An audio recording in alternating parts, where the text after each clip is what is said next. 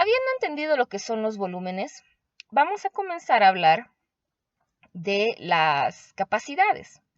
Las capacidades van a relacionarse a los volúmenes. ¿Por qué? Porque se van a sobreponer a los mismos.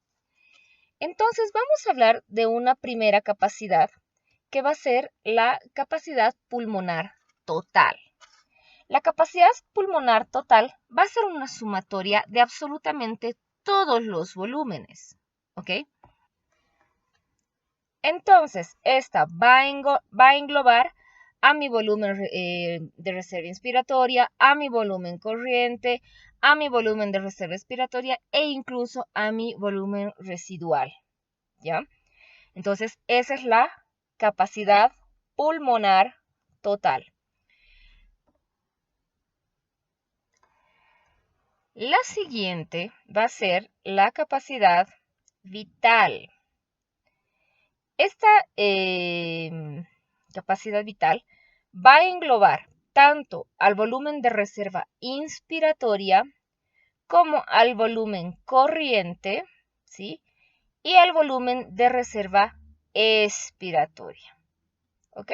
¿Por qué? Porque es lo que nosotros podemos movilizar al estar vivos, ¿ok? Son las máximas capacidades que podemos movilizar al estar vivos. Entonces, esta va a ser la capacidad vital.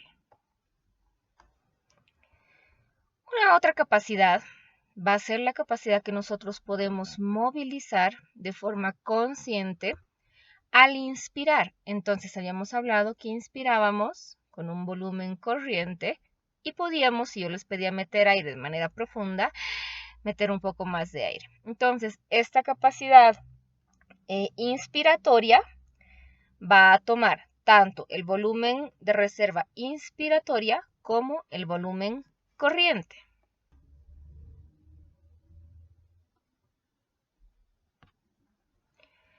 Y la última que vamos a ver va a ser la capacidad residual funcional, ¿ok?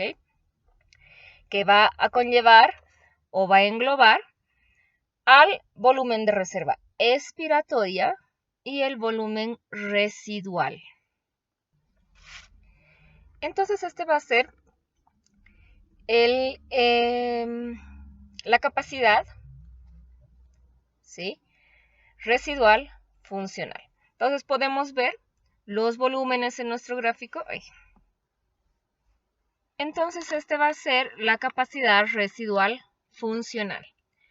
Como ya les había dicho, va a intervenir volumen de reserva, ¿no es cierto?, o residual, y el volumen de reserva expiratoria. Entonces, va a ser una última capacidad que va a englobar todo lo que es expiración y lo que no puede salir del pulmón.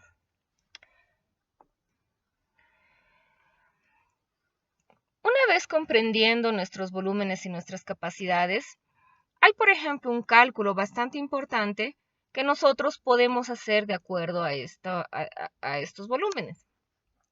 ¿Qué es el volumen minuto respiratorio? Esto nos va a indicar cuánto es que nuestro paciente respira en un minuto, cuánto volumen de aire mete en un minuto para poder generar el intercambio gaseoso, ¿no es cierto? Y esto va a derivar obviamente en oxigenación, ¿no es cierto?, en la capacidad del paciente para poder respirar solo.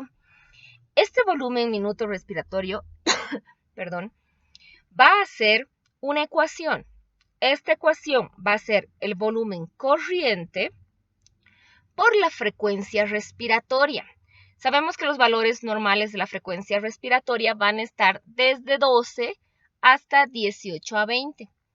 Entonces, si yo he determinado que mi volumen corriente va a ser 0,5 aproximadamente, puedo determinar multiplicando por la frecuencia respiratoria de mi paciente, tomándosela en ese minuto sin avisarle para que no la modifique, mientras él está en un estado cómodo, sentado, tranquilo, no posterior a ejercicio, ¿no es cierto?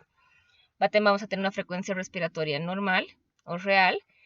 Y lo multiplico, este número de mi frecuencia respiratoria, que pongámosle vaya a ser 15, por el volumen corriente. Y nos va a dar un valor. y ese va a ser el valor en litros que está movilizando nuestro paciente. ¿Ok? Obviamente, si mi paciente está con taquipnea, ¿no es cierto? Si mi paciente está respirando muchas más veces porque le falta aire, porque no puede ventilar bien, porque no oxigena bien, ¿sí? Y comienza a respirar muchas veces por minuto, pues este volumen va a aumentar y me va a ayudar a mí en el diagnóstico de cualquier patología respiratoria que pueda tener mi paciente. Entonces, comprendido esto, ya la próxima clase vamos a ver pruebas que van a ir relacionadas a estos volúmenes.